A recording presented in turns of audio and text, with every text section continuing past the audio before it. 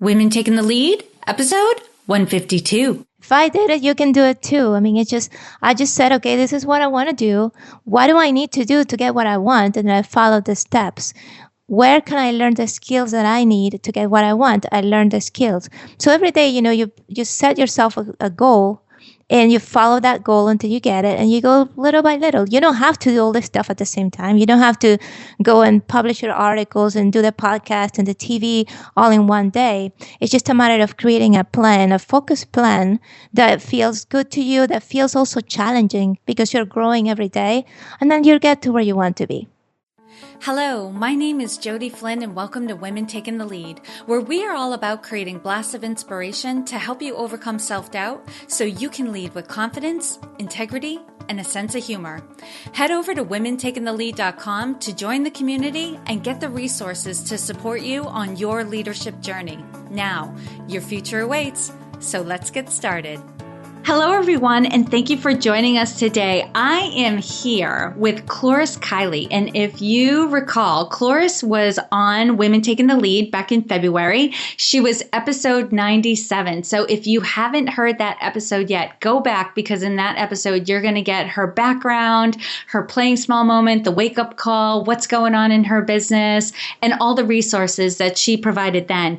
But I've asked Cloris to come back on because she has some exciting things going on that you are going to want to know about. So let me read her bio and then I'll immediately get her into that. So for those of you who don't know her, Cloris Kylie, Marketing MBA, is the founder of Lead Generation Academy and Client Attraction Bootcamp. She helps coaches, authors, speakers, consultants, and skilled practitioners to command attention, attract the right clients, build a captive audience of subscribers, and skyrocket their impact and revenue. A sought-after speaker, trainer, and author, Cloris has been featured on various television and radio shows, including the #1 podcast for entrepreneurs, Entrepreneur on Fire. Cloris's articles have been published on websites with millions of followers, such as Tiny Buddha and Addicted to Success. And I can personally say I had an amazing experience with Cloris at her Client Attraction Bootcamp, which we'll probably get into a little bit later. But Cloris, I'm going to hand the microphone back to you so you can tell us what's been going on for you since you were last on in February. Jody, so awesome to be here on the show one more time. And yes, I've been busy. You know how it is. All of us entrepreneurs are always creating something different or improving our current offerings. And that's what I've been doing. I've been improving my core course, Lead Generation Academy. And you were talking about Client Attraction Bootcamp, which is the live version of the program. And the interesting thing is, Jody, that when I launched the program, I thought everything was perfect. I had everything I needed. And now with the feedback of the people who took it and just learning more every single day, I learned something new. I've made it even better. So I'm excited because, every time you have a little baby and you make it even better and better, then it becomes really exciting. So that's what I've been working on. And also I would say I've been partnering with a lot of people. The 3 P's I do every day are to produce something new, to partner with those around me, and of course to promote my message, because you know what my motto is, right? We have to reveal our magnificence, and that has to happen every single day. Otherwise, then you slowly, sit back and let your message die, and that's not what we're here for. Yeah, it's so perfect that you mentioned that because Chloe Thomas was just back on again in episode 148. And her mantra back in her original episode and even today is keep optimizing. Mm-hmm. And it's that mentality of just constant improvement every single day, to constantly be working on something. And some people might relate to that like, oh, you mean there's no finish line, there's no end? But actually the way I look at it is you just have to do a little bit every day, and it'll make life a little bit more interesting. It'll make you a little bit more of a master. And there's always that opportunity to get better at what you're doing. And, it's all a matter of the pressure you put on yourself as to the experience you have with that. But I'm definitely a lifelong learner. I definitely always want to get better at what I'm doing because I know when I'm better, I experience life differently and it's more enjoyable. Every morning I go for a bike ride.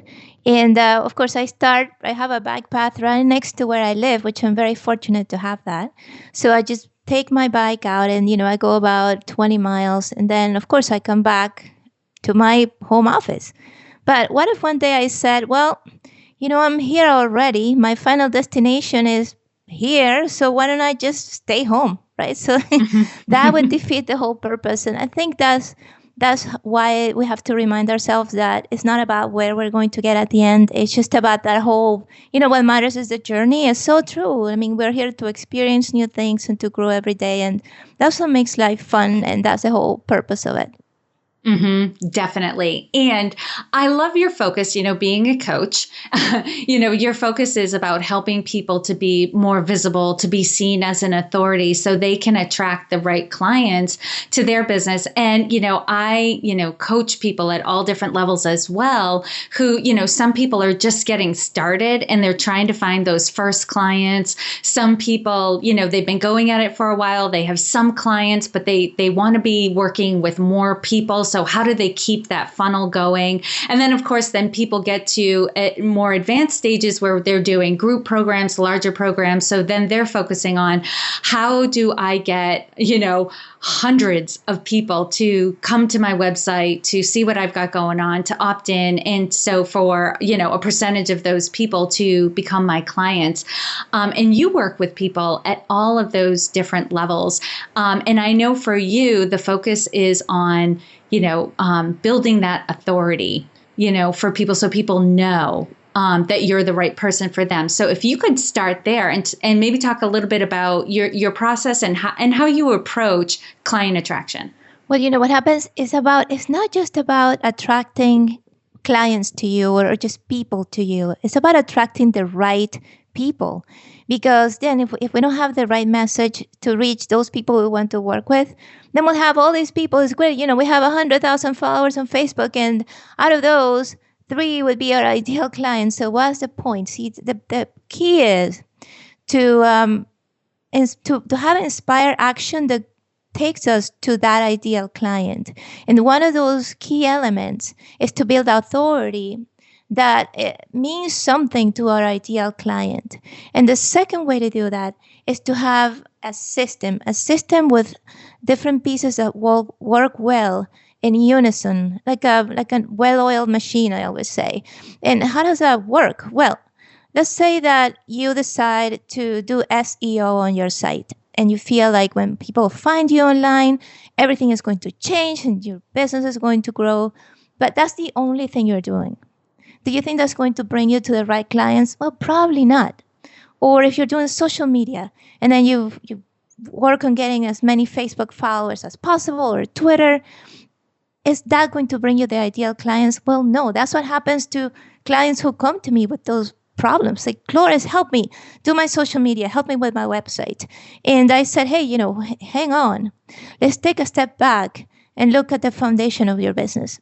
Let's see if you know exactly who you want to serve and if you are speaking in a way that talks to that ideal client. Because yes, you could have your social media stuff and your website and your language doesn't really speak to that ideal client, then you will attract the wrong people or you will not attract anyone. I had a woman who came to me and she said that she wanted to work with people who were in transition. And I love this example because I asked her, so who's in transition? What kind of examples of ideal clients? And she said, well, I work with college students who are transitioning to the workforce, right? So they are in transition. I work with retirees who are, going to be at home and doing something different, so they are in transition. Also with women who are going through a divorce, so they are in transition.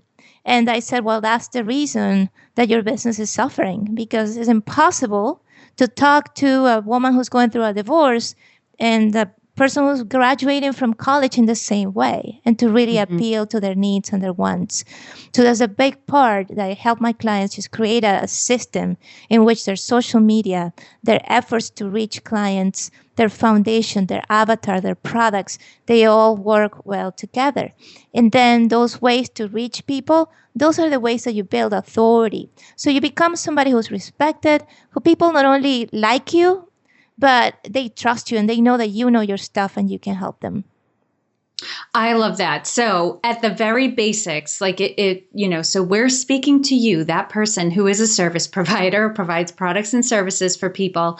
If you don't know exactly who you serve, stop worrying about all the other stuff. Take a step back and get clear on who your ideal client is. Once you know that person, then what you want to do is convey to that person that you have the solution to the problems that they're facing. Now, Cloris, how would they go about that? What's that next step? So they know exactly who they are. And like, I love how you got specific to like the age and experience that this person is having. Cause I also heard that too. Someone just at, actually it was John Lee Dumas from Entrepreneur on Fire. He spoke at Podcast Movement and he's like, I've had conversations with 18-year-old girls and I've had conversations with 40-year-old women. Those were vastly different conversations. So you can't talk to them in the same way. And I love how you brought that up. It's about the conversation you have with people online, the language you choose on your website. If you don't know exactly who you serve, like their age range, gender could be a part of it, life experience, like you got to know who exactly you're talking to first, to build the website out. But then the next step is, the next step is to create an offer that meets their needs and fills their wants. Because again, if you don't know your avatar, if you don't know who you're serving, then how do you know exactly what their frustrations are? How do you know what's missing in their business or in their life so you can go and offer a solution? So designing a product is something that you should not do until you really know your avatar. And once you know, then you get ideas for products. And if you don't exactly know, then it's time to get out there to talk to your current clients, especially those that you love to work with. And then ask them, what is it exactly that you want to get out of our program? And why do you like working with me? And you'll be surprised when you ask that question, what is the number one reason that you are working with me? And what is the main benefit you're getting? And you'll see that the answers might be a little bit shocking.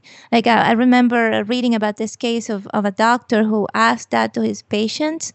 And the most common answer of why they wanted to be with him and be in his practice is because he was always on time. So they didn't have to wait in the waiting room for hours. He was always on time. And he was shocked. It's like, really? So it's not because I'm a good doctor. It's because I'm on time. So, I think it's an eye-opener to really reach out to your clients and figure out exactly what they need and what they want, what they like. And if that's not possible, you can just go join a Facebook group. You can go to LinkedIn groups and really listen to their conversations, to not just participate and broadcast your stuff, but really read their answers and see the language they use and use that language into your marketing copy, your products. Every time you're speaking to them, again, you have to speak in the same words they use. It's like, for example, let's say that you say, I have a course about how to create abundance. So abundance means many different things to many different people, right? So what kind of abundance are you helping people create? So my course is to help you double your income in your business. So now that means something, right? That's something that people can relate to. So again, it's a matter of being specific and of speaking the language of your audience. So that I would say that's the next step, to figure out something that solves those problems, that meets those needs. And once you have your product figured out, then it's a time to figure out where your ideal customer or client hangs out, and once you know where they are, that's when you can start to build authority. I love that you said that, Cloris, and it just kind of like a light bulb went off for me too, because I did this, but I did it intuitively. But looking back, you're absolutely right. When you start asking your current clients, like, why did you choose me? What is the benefit of working with me? Why do you like working with me? When I asked that question of my clients a few years ago, I thought they were going to say like, oh, I crushed my goal and we accomplished so much and all of this stuff. And they were doing that, but that's not what they stated was the reason why they enjoy working with me. They said instead what they enjoyed about working with me is they feel more peaceful, they feel calm, they get focused, and they believe in themselves. So for them, the end goal was important, but not as important as the experience they had on the journey. They didn't want to be killing themselves or, going after a goal freaked out that they wouldn't be able to achieve it. That by working with me, I helped them to feel in control and calm and believe in themselves that they could do it. So they started to enjoy going after the goal a lot more. And that, you're right, completely surprised me. And it changed how I marketed my services because I started speaking to that. That's how it goes. And you said something that is so important. And we are in the business of empowering people, regardless of what we do, whether we are life coaches or business coaches, or, we offer some sort of different service, Facebook ads, whatever it is. We are in the business of relationships, of empowering people to believe that, yes, they can do it. So they actually take action, because you could give somebody a 1,000-page book on how to do something. And here you go. That's all you need. And of course, are they going to implement this? Probably not. So it's a matter of them saying, hey, yes, I can do this. I'm going to take action today. I'm going to do something. I'm going to get to where I want to be. And that's the purpose of our businesses. Mm-hmm. And Cloris, you've worked with a lot of people around this, attracting the right clients into their business. So when you're starting to work with clients, what would you say are the common roadblocks for them to attracting the right clients? You mentioned a couple of things, but is there anything else? Well, I would say most coaches are trying to reinvent the wheel. They're trying to come up with their own secret sauce that they're going to apply to grow their business. And I think that's great. I mean, it's important to be creative. But then at the same time, you have to learn from people who have been successful doing what you want to do. It's not a matter of copying anybody. It's a matter of paying attention to those who have been successful already and see what works and find some sort of mentorship. The fact that they have come to me already shows that they want to learn how to do things right from the start. Because that's something that I did not do. We were talking about this before. I just wanted to figure things out on my own. I said, I'll figure it out. No, I don't need that. I don't need that training. I don't need a coach. I'll just figure it out. And of course, months would go by and I would waste a ton of time and money. And what happens is once you start failing so often, you start to doubt yourself. And you wake up one morning and say, what am I doing? Is this really going to work? Do I really have what it takes to be successful? And that's when danger arrives, because if you don't trust in your ability to succeed, then you will not succeed. You will be right. So it's a matter to not get into that point and realizing that there's stuff to learn. You can learn from people who have been successful, people who have been there and have done what you want to do. And then you can add your branding, your creativity, your uniqueness, because everybody is different. But then first, you got to learn from people who have been there before. So that's a common roadblock or mistake that people make. Mm-hmm. And you hear that in a lot of different areas where, the common wisdom is to learn the fundamentals before you try to change the rules, because the fundamentals don't change. How you go about it might be a little bit different. And you talked about your own unique style or branding and all of that. But there are certain things that work, and are going to get you to where you want to go. And you started talking about your own personal experience. What are some of the things that you've tried that, fell flat, did not attract the right client for you? Well, I was trying to do everything at once without kind of like trying to see what worked. So trying stuff just for the sake of trying, it's a waste of time. First of all, I didn't know exactly who I wanted to serve. I didn't have that avatar completely narrowed down. So I said, okay, well, let me just start writing blog posts. And now I have a podcast and I do social media. I signed up for every single social media platform you could imagine. I was posting there every day and just seeing what worked. Right. Of course, I spread my efforts so thin that the results I got were also very small. And the worst thing is that I started to attract people who were not my ideal clients. And, I'm happy that I did what I did, and I did share some very useful information, empowering information. But again, I was attracting all these people who were not really the people I wanted to work with. So, of course, when I had an offer to give to them, they would not be interested because they were not my ideal clients. And that's when I learned that I had to just take things from step one, go back and really analyze, who I wanted to serve, decide the products that I wanted to have, and then also decide to let go, though, because that was hard for me. I'm very passionate about self-improvement and empowering people, and now, of course, I have that as part of my business. But I didn't want to let go of all the people who were on my list, for example, because they had read one of my Tiny Buddha articles. And these people were not entrepreneurs. They were people who just needed to be uplifted. And that's great. But then I had to let go of them, because if I started inundated them with business-related content, they were not going to get the value that they were looking for. So I knew I had to let go. And letting go is hard, especially when you feel like, okay, this is all I have. But sometimes you have to, you have to. And I think, Jody, that might have happened to you. Maybe you had a client who you were working with who you thought couldn't really benefit from your services, and you had to make that tough decision to recommend someone else, or, to say this is not the right time to work together.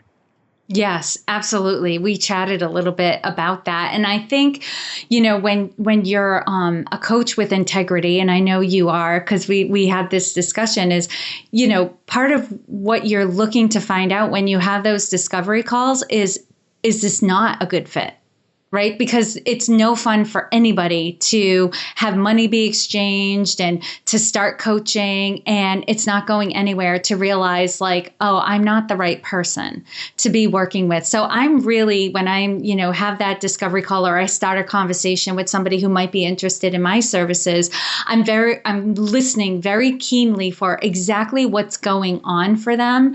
And if they're saying something like, oh, I need to work on my marketing strategy and my digital media and my online presence and all that stuff, my thought instantly is like, oh, you need to work with Cloris. Like, let me get her for you, because she is amazing at helping people do that.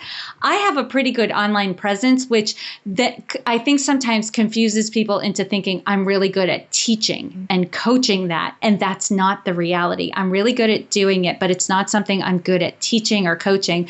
So, I definitely, and you do too, and the client does, want to have an experience where you're just like, yes, this is the right person, this is the right fit. So it's so important at every stage of, attracting clients, is to recognize when this is not the right client too, because I've had to, in the middle of a coaching arrangement, this was years ago, have to say like, this isn't good. This was the wrong decision. We're not meant to work together. And it's heartbreaking. It's one thing if I get somebody to a certain stage and now they're ready for somebody else, but like to know that, okay, we probably shouldn't have started working together at all. I don't want to have that experience anymore. I don't want my clients to have that experience on the other end. So also, so really knowing who you're meant to serve and who you're good at serving is really important. And that, like you said, is step one. That's step one, and that's just step one of the 5-step system that I created, Jody. So I think once I walk my clients through that foundation, then they're ready to do other things. They're ready to set up that system to bring people to them, but those people will be the right people. And once they create that community, then if they have a paid offers or a service, then they have somebody to listen. That's one of the things that happened to me. And the reason I created my program is that I would write blog posts and nobody would read them. And I had my podcast. I had only a few listeners. I was frustrated. I said, okay, what's going on? So that's when I had to, again, take a step back, create a solid foundation, and learn how to bring people to me. So when I had something to share, hey, they were excited about it because they knew me and because they trust me. And that's the whole thing about building authority. And I would say, just talking about that, it's important that when you're going to build authority, you start by leveraging other large platforms that are already in existence, so you can take advantage of them. So for example, I've been able to leverage the platforms of large websites. When I publish a post on Addicted to Success, I get all these people going to my site and subscribing, and they are my ideal clients. These are people who have businesses. They want to be successful. So it's a perfect audience for me. I'm leveraging the audience that Addicted to Success has, and I'm using my expertise to show I'm there for them. I know my stuff, and that's how you build authority at a faster rate. That was a great segue, because I wanted to ask you about some of the strategies that have worked for you in attracting the right clients. So one is, obviously after you know who your perfect client is and finding out where they hang out, what are some of the other larger platforms, or who are some of the other people that they're already following, and how to find a way to kind of put yourself on the map over there. Have there been any other strategies that you've utilized that have really worked for you in attracting the right client? Any platform where your ideal customer hangs out is a platform you want to be in. And podcasts are great. I mean, let's say that I go to a podcast, your podcast, right? And you have an audience, and many of the people who are listening might be able to benefit from what I have to offer. So I'm here, talking to you, sharing my message, delivering value, because that's important though. It's not just about saying, hey, hire me, this is what I have. No, it's just about delivering value to people. And that is the number one thing you can do to sell. It's just deliver value, and people will realize that you can actually help them at a higher level. So I'm finding podcasts where your ideal client hangs out, posting articles on large websites, going on TV is something that many people disregard because they say, oh, that's too hard, or just for celebrities or people who have just published a book. It's not true. You can go on local TV, just see what shows there are in your area, usually shows in the morning with the news, and then you pitch them. That's what I work with my clients to do.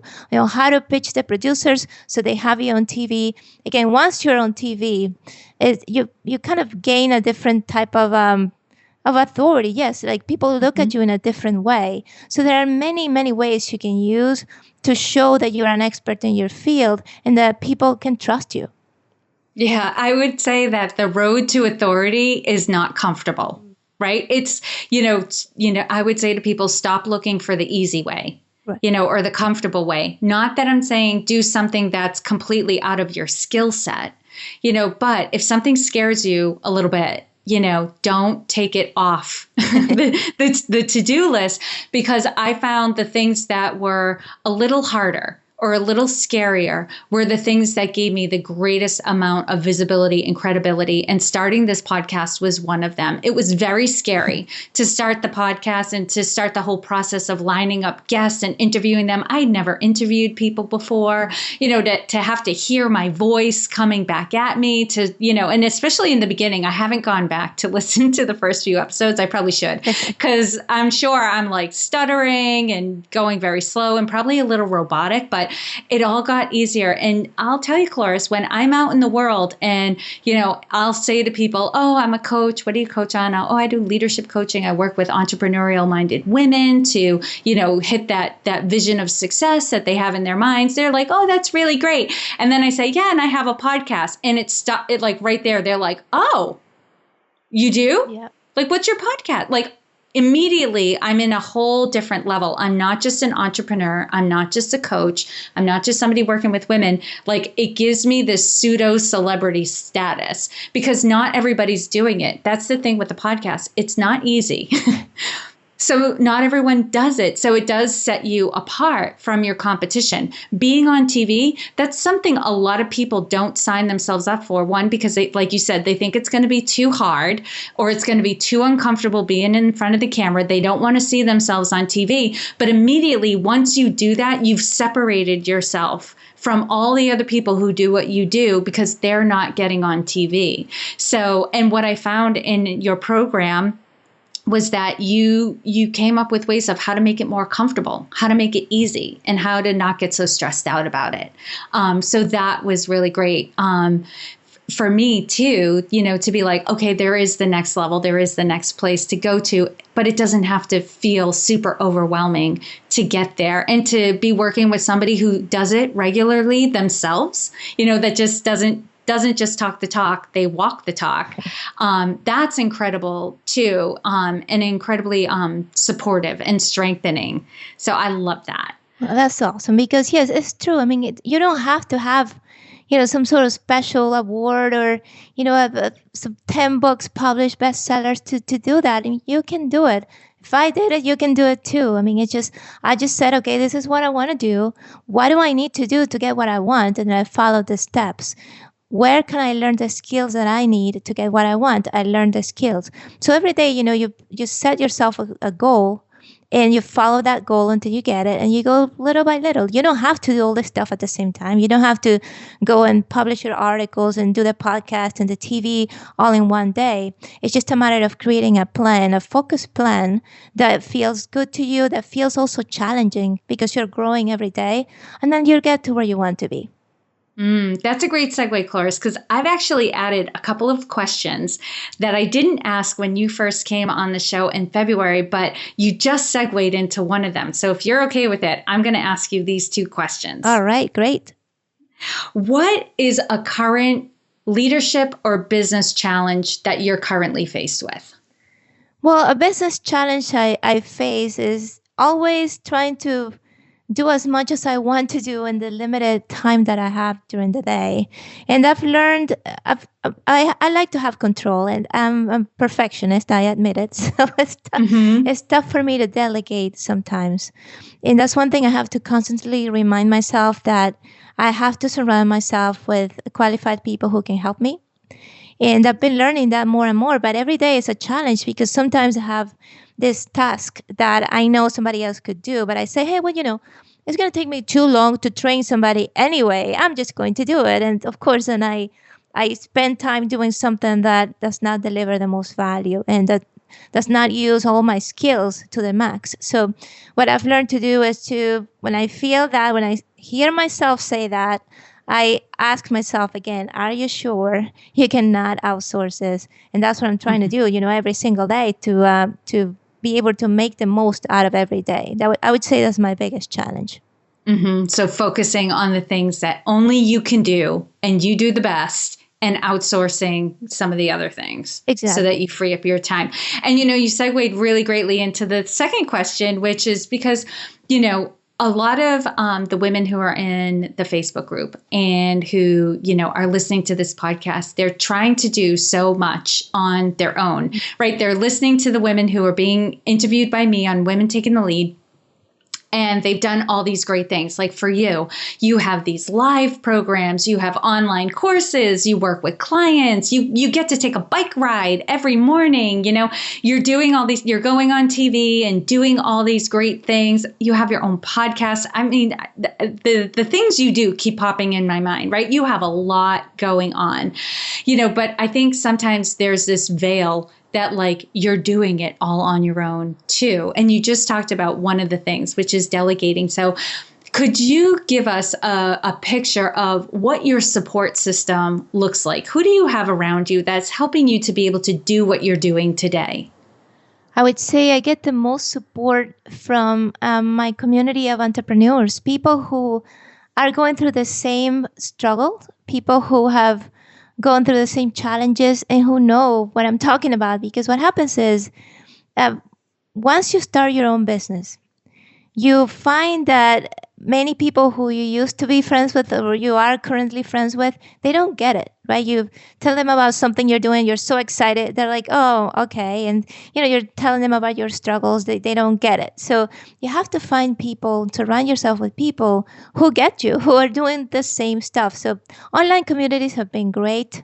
I've been able to meet people through that. And also, when I talk to my clients, that's a support system for me, because when I feel that somebody's getting value out of what I do, then I feel that, okay, this is worth it. It's a lot of work, but it's worth it. I pay attention to positive comments and feedback from people online and offline. When somebody says something kind about my work, I pay close attention, because what happens is, Jody, that and we work hard, and then we tend to kind of overlook the good stuff, and we focus on, okay, what's missing? What do I need to achieve next? And why is this taking so long? And how come I'm not the one who's achieving this, and so forth? So what if we take a step back every single day? Focus on the good things that people are saying about us. Focus on our progress. There's something that came to mind when you said, oh, I have to go back and check my first episodes of the podcast. I think you should. And if you do, you're going to feel so good about yourself, Jody. It's like, yeah, we have to pay attention to how much we have grown and improved. And the best way to do that is to go back and check what we did in the past. So I would say if I had to answer your question in a short manner, I would say support comes from people who are going through the same stuff, and also for people who I'm helping and influencing, and then I see the results of my hard work. Amen. And Cloris, this has been awesome. And I know the people who are listening want to find out more about you, want to access some of the things that you have going on. What's the best way for this community to connect with you? They can connect with me on my site at ClorisKylie.com. That's ClorisKylie.com. And right now, you have a chance to download an ebook that I'm releasing. It's a free ebook with the 8 proven ways to build authority and grow your audience. So it's all about all of those ways that you have, first of all, to build a strong foundation, which is the step 1 in the 5-step system to get the right clients. And then also what channels, what vehicles you have to share your message. And those channels, again, will depend on where your ideal client hangs out. But you'll find all that information and everything that is available to you in that book. So I invite you to get it and to make the most out of it. Yep, absolutely. And we're going to have that book in your show notes or the blog that accompanies this episode. So for those of you listening who are on the go and didn't have time to write all that down or take note of it, you can find it at womentakingthelead.com. If you put Cloris in the search bar, her show notes page is going to come right up, and you're going to have a link to that free audiobook right in there. And Cloris, thank you so much for taking the time again to inspire and enlighten us about how to get that right client. We are all better for having met you. Well, we're all better for having you, Jody. So thank you for your message. And everybody, remember to always reveal your magnificence. Thank you for joining me on Women Taking the Lead. Are you ready to take the lead in your own life but need some support? Head over to womentakingthelead.com/contact to introduce yourself. And to strengthen you on your leadership journey, I'd like to send you off with a quote from Marianne Williamson. Our deepest fear is not that we are inadequate. Our deepest fear is that we are powerful beyond measure. It is our light, not our darkness, that most frightens us. We ask ourselves, who am I to be brilliant, gorgeous, talented, fabulous? Actually, who are you not to be? You are a child of God. Your playing small does not serve the world. There is nothing enlightened about shrinking so that other people won't feel insecure around you. We are all meant to shine as children do. We were born to make manifest the glory of God that is within us. It's not just in some of us, it's in everyone. And as we let our own light shine, we unconsciously give other people permission to do the same. As we are liberated from our own fear, our presence automatically liberates others. Again, thank you for joining with me, and here's to your success.